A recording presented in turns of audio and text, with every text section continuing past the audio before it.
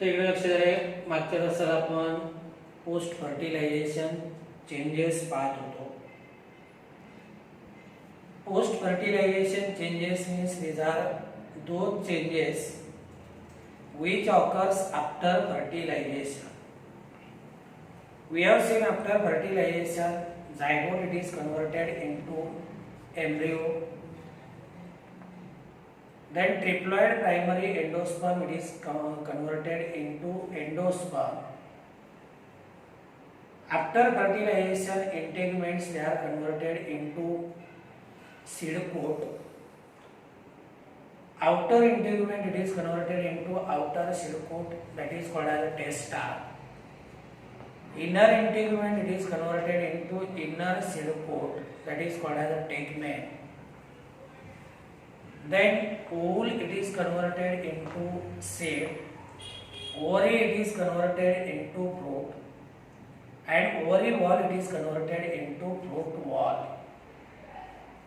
In last period we have seen out of these post fertilization changes we have to discuss two post fertilization changes, that is one is development of endosperm, that we have discussed in detail in last period, and second post fertilization change which we are going to discuss, this one is development of embryo. Development of embryo. See, we have seen when haploid male gamete it fuses with haploid female gamete, this results into formation of diploid zygote. And after fertilization, zygote get converted into embryo. Means this is called as embryogenesis process. Fertilisation झालं का diploid zygote काय होतो, embryo मध्ये convert होतो. याला आपण काय म्हणतो, it is called as embryogenesis. Means say the process of development of zygote, development of zygote into embryo is called embryogenesis. It is called as embryogenesis. याच्यामध्ये काय होते, फर्टिलायझेशन झालं का जो डिप्लॉइड झायगोट तयार होतो, zygote it is converted into embryo. Definition काय सांगते, as per text book process of development of zygote or process of conversion of zygote into embryo, it is called as embryogenesis. म्हणजे बघा, जो diploid zygote तयार होतो, या झायगोटचं repeated mitotic sale division होईल आणि त्याच्यापासून कोण तयार होईल, एम्ब्रियो. या एंटायर प्रोसेसला आपण काय म्हणतो, this one is called as embryogenesis. आता same as far as embryo is concerned, embryo is developed at micropylar end. It is developed at micropylar end of embryo sac. It is developed at micropylar end of embryo sac. आता तुम्ही embryo sac पाहिले का नाही, embryo sac काय, 7 celled 8 nucleated structure. परत एकदा बघा, say this is the embryo sac. तो इकडे लक्ष द्या, ही काय embryo sac 7 celled 8 nucleated. See, this is the micropylar end, this is the chalazal end. Center it is having large cell that is called as egg cell, and two lateral cells these are called as synergid cell. And these are the two non-motile male gametes which are carried by pollen tube during the process of fertilization. आता आपण थोडा वेळ काय करूया, ते सायनर्गिड sale remove करून टाकूया. इथे कोण शिल्लक राहिले, एक सेल आणि हा मेल गॅमेट. जेव्हा हे एकमेकाला फ्यूज होतील तेव्हा इथं काय तयार होईल, झायगोट.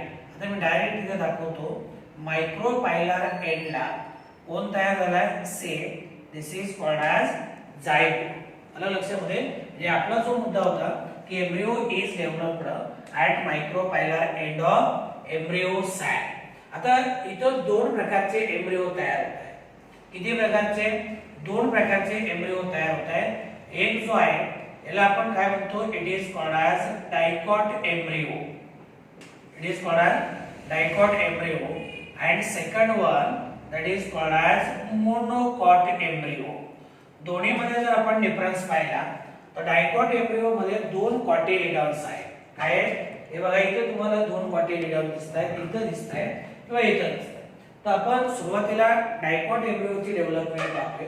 आपला मुद्दा आहे की दोन प्रकारचे एम्ब्रियो तयार होतात. एक dicot embryo which is having two cotyledon and second one is monocot embryo which is having single cotyledon. आता दोन मुद्दे क्लिअर झाले. पहिला मुद्दा म्हणजे conversion of zygote into embryo, that is called as embryogenesis. And where zygote is developed at micropylar end, means embryo is also developed at micropylar end of embryo sac. आता आपण जो डायकॉट एम्ब्रियो पाहतोय, dicot एम्ब्रियोचे general structure जर तुम्ही पाहिलं dicot embryo मध्ये तर same तो तुमच्या माहितीसाठी. Suppose this one is the embryonal axis. काय म्हणायचं याला? Embryonal axis. एम्ब्रियोनल ऍक्सिसचा हा कुठला भाग आहे? प्लेमियो. आणि हा जो आहे याला आपण काय म्हणतो? This is called as radical. आणि इथं याच्यामध्ये हे असे दोन कॉटिलिडॉन आहेत. काय? दोन कॉटिलिडॉन आहेत. मग याला आपण काय म्हणतो? It is called as dicot embryo. म्हणजे same these two they are cotyledons. they are cotyledons. हा जो पार्ट आहे याला आपण काय म्हणतो? It is called as plumule. हा जो पार्ट आहे याला आपण नाव काय दिलं? रॅडिकल. काय दिलं? रॅडिकल. आता बघा, कॉटिलिडॉनच्या वरचा हा जो एम्ब्रियोनल ऍक्सिसचा पार्ट आहे याला आपण काय म्हणणार? एपिकोटाइल. काय म्हणणार? एपिकोटाइल. आणि जो खालचा भाग आहे याला आपण हायपोकोटाइल म्हणणार. Hypo means below, cotyl cotyledon. Part below the cotyledon hypocotyl, part above the cotyledon it is called as epicotyl. हे जनरल स्ट्रक्चर झालं डायकॉट एम्ब्रियोचं. लक्षात आलं ना? हा झाला embryonal axis.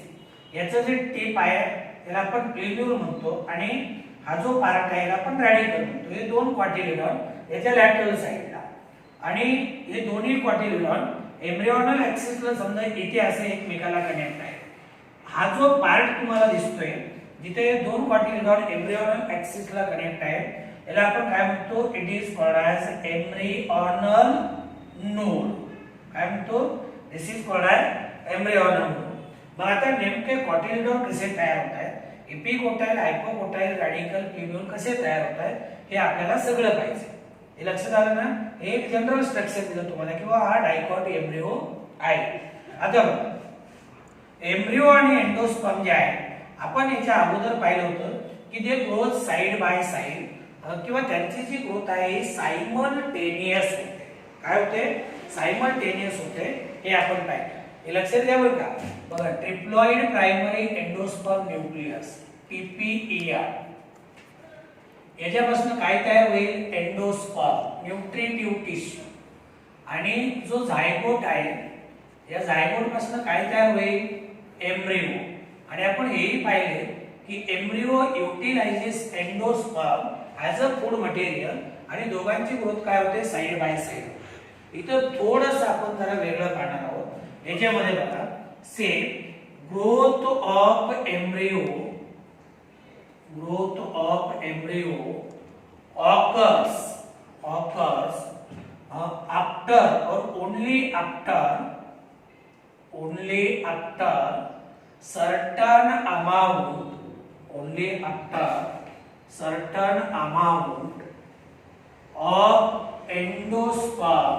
certain amount of endosperm is formed. Only after certain amount of endosperm is formed. आता याच्यामध्ये बघा, सगळ्यात महत्त्वाचा मुद्दा लक्षात घ्या.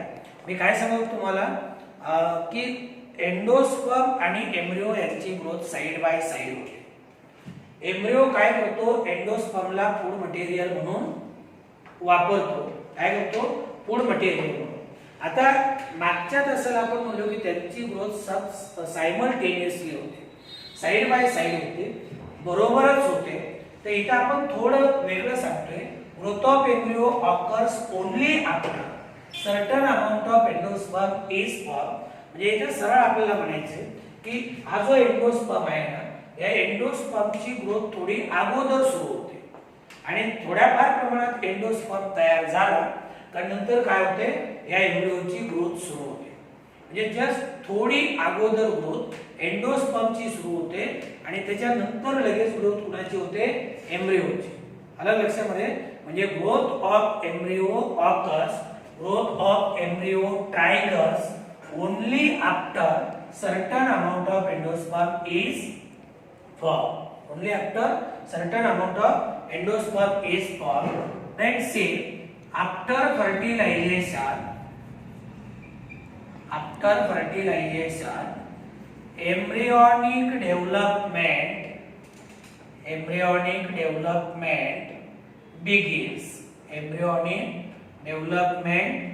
begins. आता इथपर्यंत लक्षात घ्या. आता इथून पुढे आपल्याला थोडं वेगळं जाऊन पाहिजे. इथपर्यंत लक्षात आलं ना, जायगोटचं रूपांतर एम्ब्रिओ मध्ये झालं, त्याला आपण एम्ब्रिओजेनेसिस म्हणतो. एम्ब्रिओ कुठे तयार झाला, मायक्रोपायलर एंड कडे. आणि एम्ब्रिओची ग्रोथ कधी सुरू होईल, एम्ब्रिओची ग्रोथ तेव्हाच सुरू होईल जेव्हा थोडीफार होईना का पण एंडोस्पर्मची अमाउंट तयार झाली. आलं लक्षामध्ये. आता हा जायगोट आहे. जायगोटलाच आपण दुसरं एक नाव देतो ऊसपोर. काय म्हणतो, ऊसपोर. ऊसपियर वेगळं बरं का, मी तुम्हाला अगोदर सांगितलं. ऊसपियर म्हणजे एक आणि ऊसपोर म्हणजे जायगोट. पण त्याला आपण ऊसपोर कधी म्हणतो जायगोटला, जेव्हा या जायगोटच्या भोवती थिक रेजिस्टंट वॉल तयार होईल. काय होईल, जायगोटच्या भोवती अशी थिक रेजिस्टंट वॉल तयार झाली, याला आपण ऊसपोर म्हणतो. आता सध्या आपण दोन्ही टर्म एकच वापरतोय, जायगोट किंवा ऊसपोर. आता हा जो जायगोट किंवा ऊसपोर आहे, it divides bye transverse division and it result into formation of two celled proembryo. हे बघा, हा झाला two celled proembryo. म्हणजे इथे बघा, see here zygote divides to form two celled proembryo. हा मॅच्युअर एम्ब्रिओ नाही. आता हा दोन सेलचा एम्ब्रिओ तयार झाला, याला आपण काय म्हणलो, प्रो एम्ब्रिओ. आता याच्यामध्ये जर दोन सेल आहेत ना, या दोन्ही सेल अनइक्वल आहेत. काय अनइक्वल. ही जी सेल आहे ना, ही लार्जर आहे आणि हे दिसते तुम्हाला ही स्मॉलर आहे. लार्जर म्हणजे बेसल किंवा सस्पेन्सर इनिशियल सेल आणि जी स्मॉलर आहे तिला आपण एम्ब्रियोनल इनिशियल सेल किंवा टर्मिनल सेल म्हणतो. आता यांची जर पोझिशन पाहिली तर ही सस्पेन्सर इनिशियल सेल कुठल्या एंडला, मायक्रोपायलर एंडला. ही कुठल्या एंडला, चलाझल एंडला. म्हणजे लार्जर सेल जी आहे प्रो एम्ब्रियोची ती कुठल्या, मायक्रोपायलर एंडला. आणि स्मॉलर सेल जी आहे ती कुठल्या एंडला, चलाझल एंडला. म्हणजे बघा, cell larger cell towards micropyle.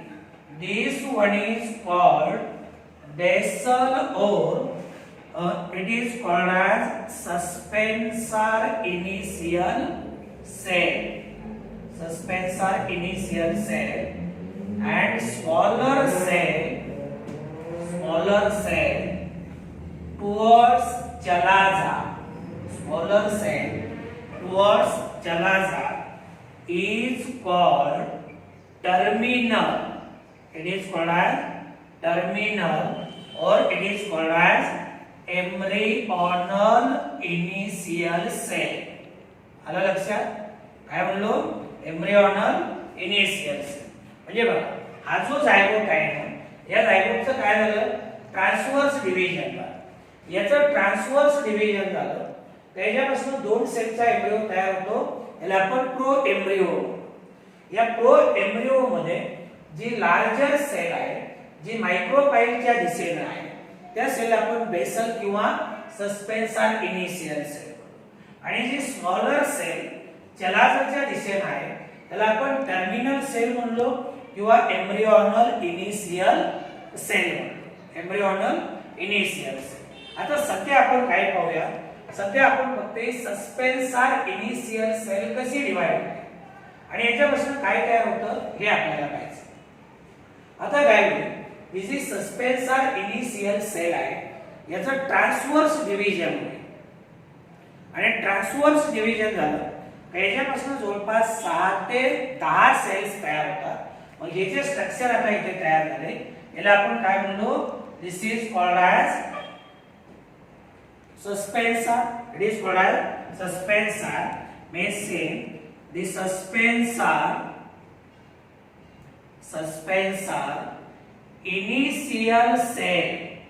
initial cell divides transversely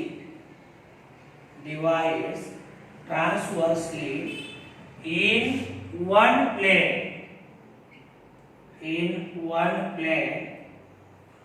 to produce filamentous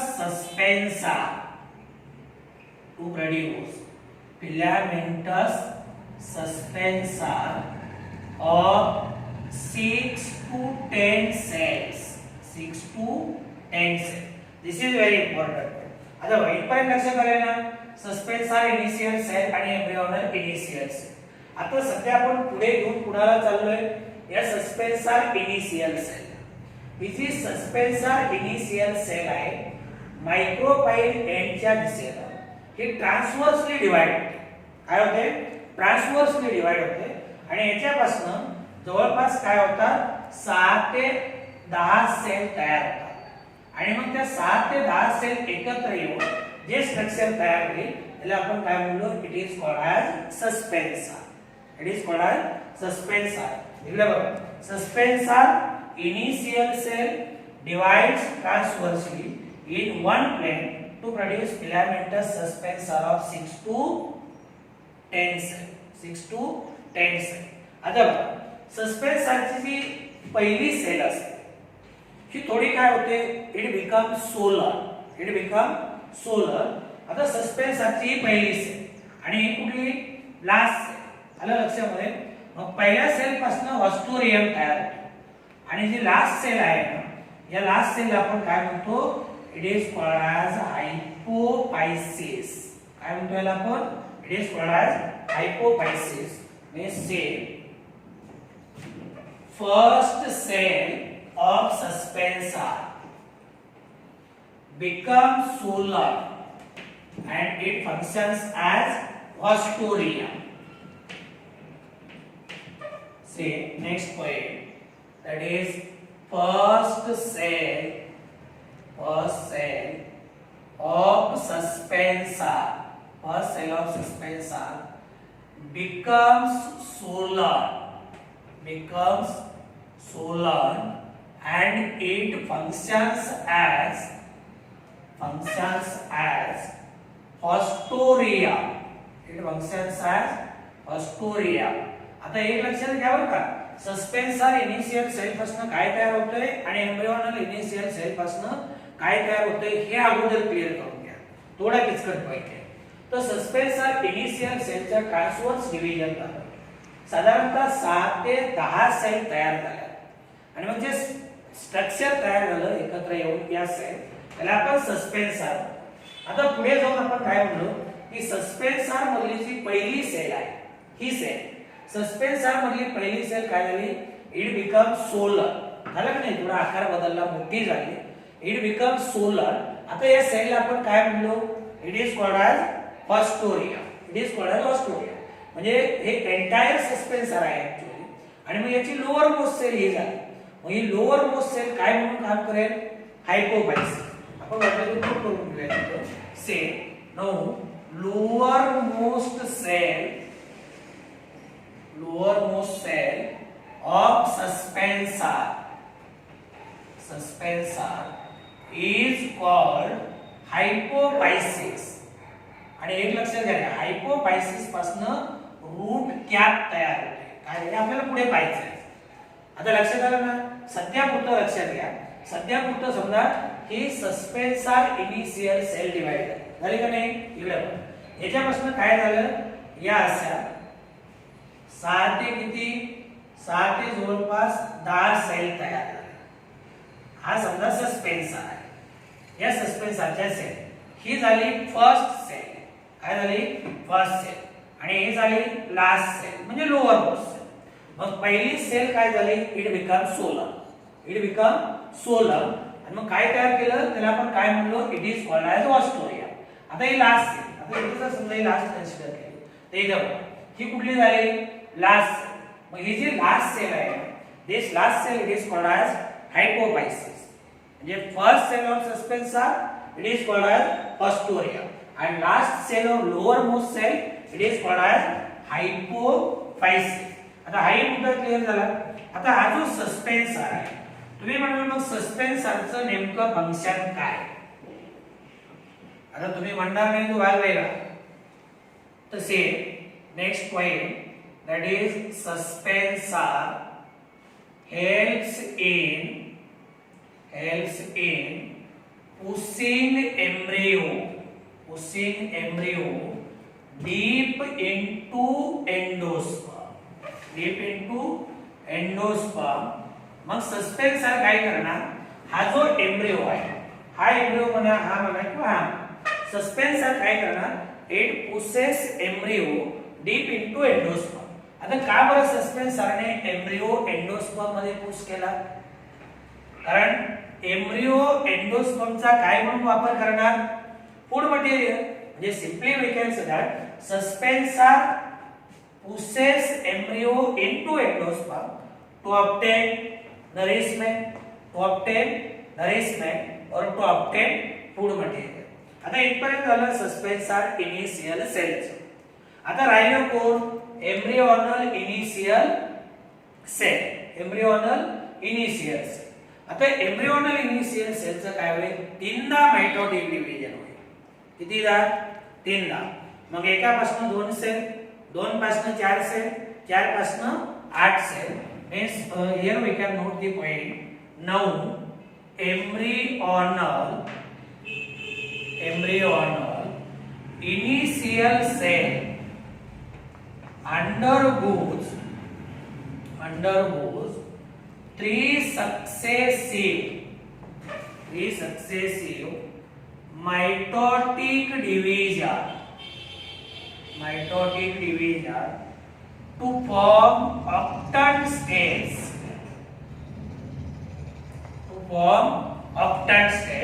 This is very important point.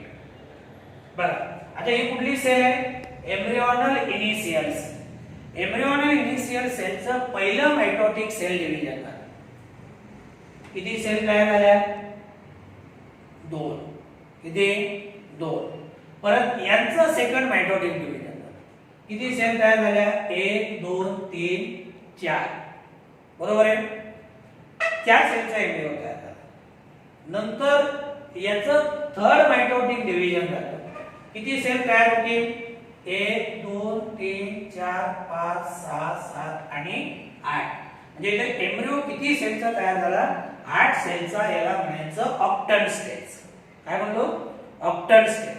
आता एम्ब्रियो कुणापासून तयार होतोय, या एम्ब्रियोनल इनिशियल सेल पासून. काय म्हणलो, ही जी एम्ब्रियोनल इनिशियल सेल आहे, याचं 3दा मायटोटिक डिव्हिजन झालं. कितीदा, 3दा. 3दा मायटोटिक डिव्हिजन झालं तर याच्यापासून काय होतो, 8 सेलचा एम्ब्रियो तयार होतो. हा 8 सेलचा एम्ब्रियो याला आपण काय म्हणतो, ऑक्टंट स्टेज, किंवा यालाच आपण आणखी एक नाव देऊ शकतो. This can be also called as globular embryo. Same दिसतोय का नाही, काय म्हणतो याला आपण, it is also called as globular embryo. आता इथे बघा, या ग्लोब्युलर एम्ब्रियो जो आहे ना, किंवा ऑक्टंट स्टेज, याच्यामधल्या या 4 वरच्या सेल आणि या 4 खालच्या सेल, याला लोअर टायर म्हणतो. आता लोअर टायर कुणाला म्हणायचं? जे हायपोफायसिसच्या दिशेने त्याला. आलं लक्षामध्ये? जे हायपोफायसिसच्या दिशेने 4 सेल आहेत ते लोअर टायर आणि त्याच्या खालच्या या अप्पर टायर मधल्या 4 सेल. लक्षात येते तुमच्या? या 8 सेल आपण अगोदर डिवाइड करून घेऊया. इथं बघा हायपोफायसिस समजा. हायपोफायसिस कडच्या 4 सेल. आलं लक्षामध्ये? त्याला म्हणायचं लोअर टायर ऑफ सेल आणि या उरलेल्या अप्पर टायर ऑफ सेल. बरं आता याच्या एम्ब्रियोनिक डिव्हिजन झालं, याच्या मायटोटिक डिव्हिजन झालं. या कशा right angle to each other. Means say here we will note the point that is the plane of division is at right angle to each other. Then see, now come to the main point, that is the cells in lower tier किंवा सरळ सरळ आपण म्हणूया 4 cells in lower tier. The 4 cells of lower tier they gives rise to hypocotyle and radical, while 4 cells in upper tier they gives rise to plumule and 1 or 2 cotyledon. आता हे सगळ्यात महत्त्वाचे आहे. सिक्वेन्स कुठून लावून घेणार? 8 सेलचा एम्ब्रियो तयार झाला ऑक्टल स्टेज. हे लक्षात येते का? एकूण वरच्या ज्या 4 सेल आहेत 1 2 3 4 याला आपण काय म्हणलो? It is called as lower tyre आणि याला आपण काय म्हणलो? It is called as upper tyre. Lower tier मध्ये किती सेल आहेत? 4.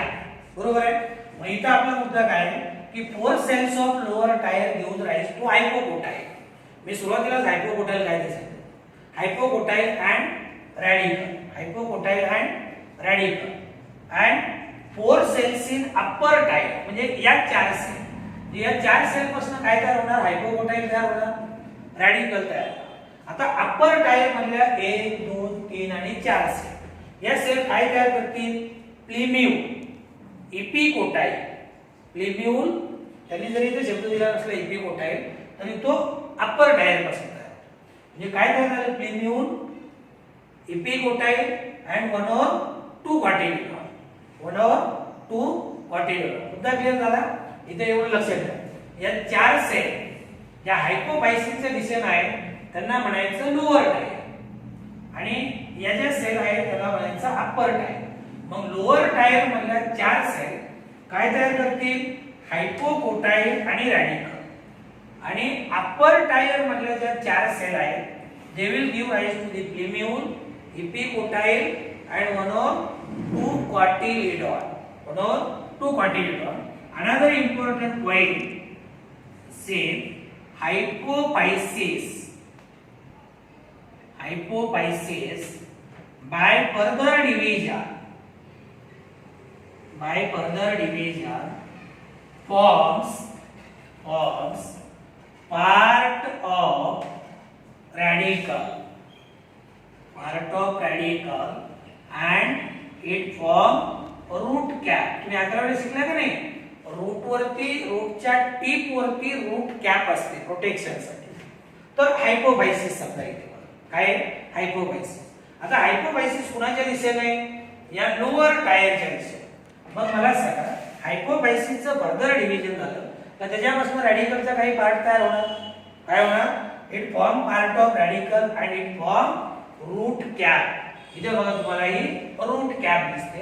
कुणापासून तयार झाली? हायपोफायसिस पासून. कुणापासून? हायपोफायसिस पासून. आता इथे काय होईल? subsequent division or subsequently the cells in upper tier divides in many planes and they form heart shaped embryo. पुन्हा प्रश्न, या अपर टायर मधल्या सेल डिवाइड झाल्या, कुठला एम्ब्रियो तयार झाला? हा हार्ट शेप्ड एम्ब्रियो तयार झाला. याच्यामध्ये दोन क्वार्टिलिडॉन आहेत आणि इथे काय असणार? इथे असणार प्लेमियो. काय असणार इथे? Plumule. Means we will move the point same.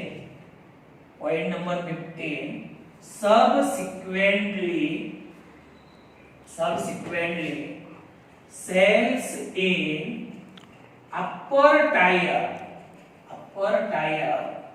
divides by several planes, so divides in several planes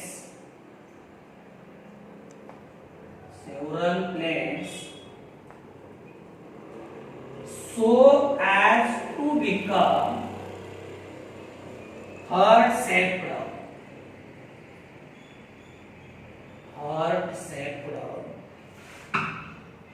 which then forms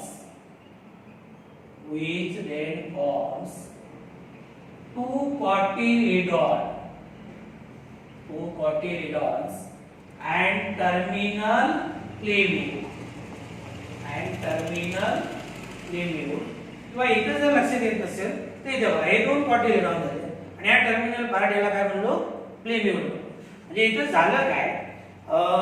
हे जे अप्पर टायर आहे, हे अप्पर टायर, या अप्पर टायर मधले सेल काय होतात? ते divides in several planes to become heart shaped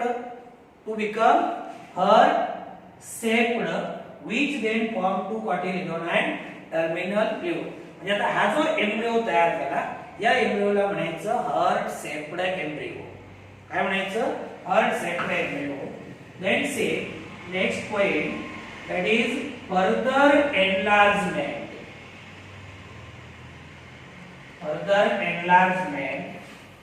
of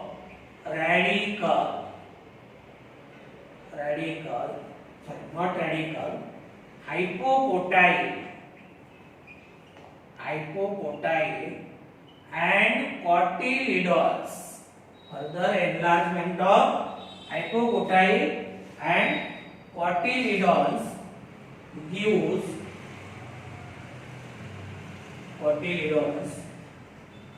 of embryo gives horseshoe-shaped hypopotyle and cotyledons results in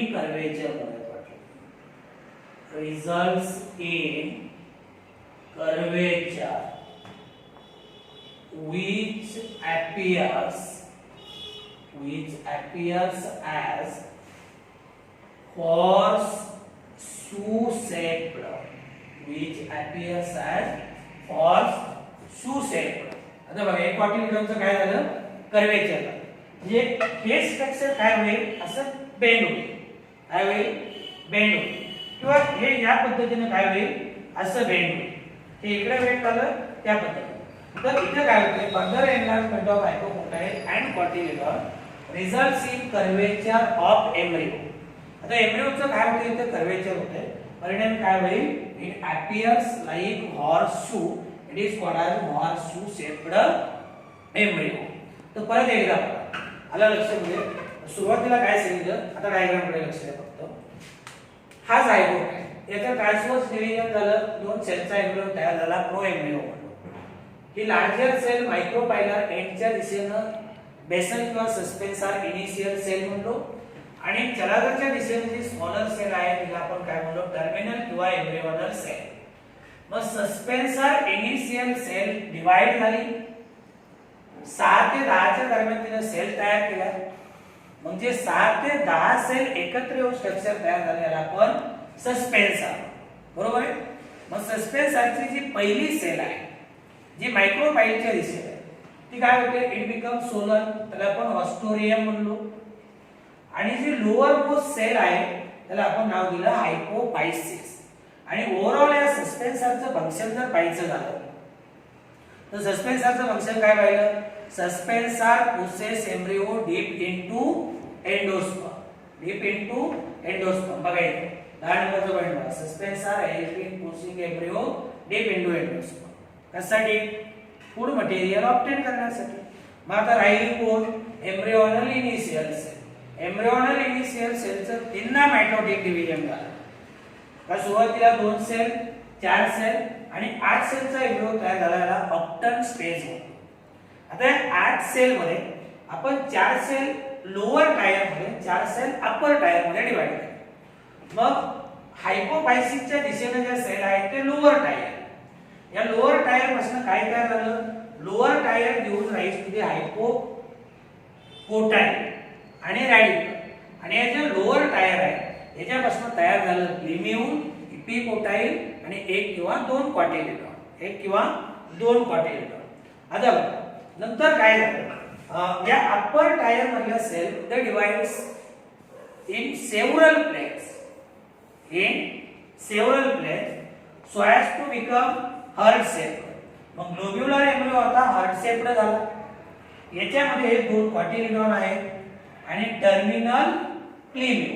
terminal प्लिम्यू.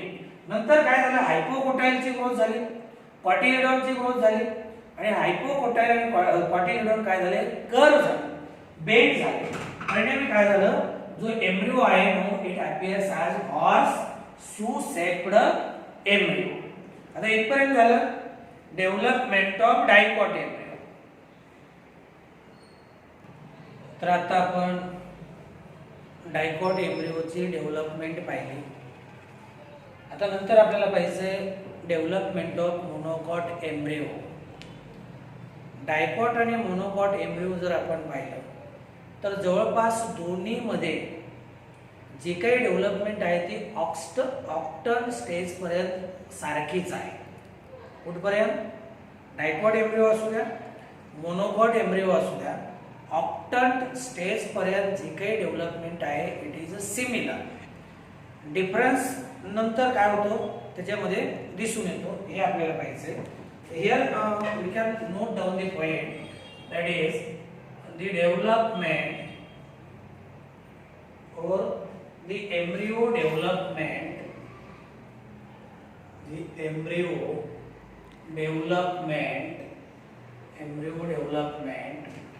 is similar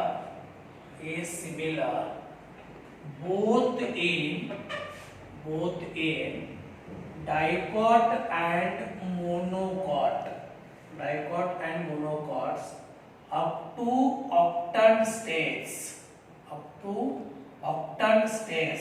इथपर्यंत दोन्ही मध्ये जी डेव्हलपमेंट होते ती सारखीच आहे. आलं लक्षामध्ये? म्हणजे जायगोट ट्रान्सफॉर्मली डिवाइड होणे, suspensor initial cell, embryonal initial cell हे सगळं सारखंच आहे. सस्पेन्सर तयार होणे सगळं सारखंच आहे. फरक कुठे होतो आपण काय पाहिलं? The difference appears later. आता ऑक्टन स्टेज पासून काय होते नंतर याच्यामध्ये फरक व्हायला लागतो. Difference appears later. Monocot embryo मध्ये जर पाहिलं here we can clearly note down the monocot embryo has single cotyledon which occupies terminal position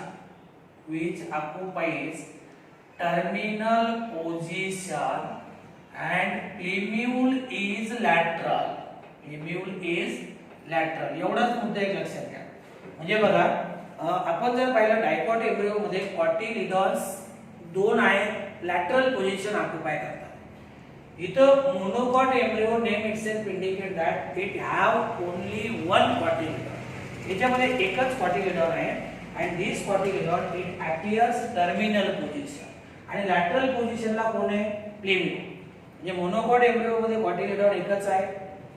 it occupy terminal position and plumule it is in lateral position. मग हा जो एकच cotyledon आहे, याला एक स्पेसिफिक नाव देतो आपण स्क्युटेला. काय म्हणतो? Scutella. Say this single shield shaped cotyledon, ढाली सारखा दिसतो. Shield shaped cotyledon is called scutella. This is very important term. काय म्हणतो आपण? It is called as scutella. म्हणजे मोनोकॉट मध्ये एकच कॉटिलिडॉन आहे आणि त्याला एक स्पेसिफिक नाव आपण देतो. हे स्पेसिफिक नाव म्हणजे that is called as scutella. आता इथे बघा, हा जो प्लेम्यूल आहे, या प्लेम्यूल वरती प्रोटेक्टिव्ह सीट आहे, त्याला आपण कोलिओप्टाईल म्हणतो. आणि रॅडिकल वरती प्रोटेक्टिव्ह सीट असतं, याला आपण काय म्हणतो? कोलिओरायझा. काय म्हणतो? Coleorhiza. Say the protective seat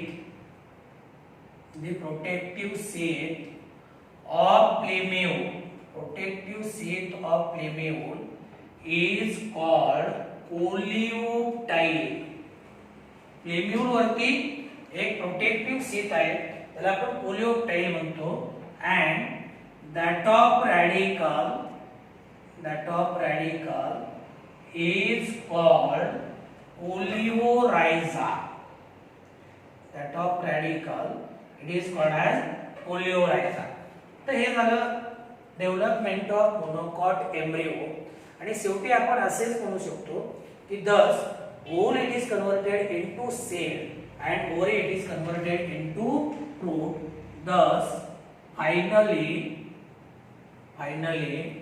wool is converted into seed and ovary into fruit. Ovary is converted into fruit. हे झालं आपलं डेव्हलपमेंट ऑफ डायकॉट आणि monocot embryo. Now in next period we will discuss about the remaining part. आता जवळपास फक्त एका period पुरता याच्या मधला पार्ट राहिलाय. मस्त हा टॉपिक संपला.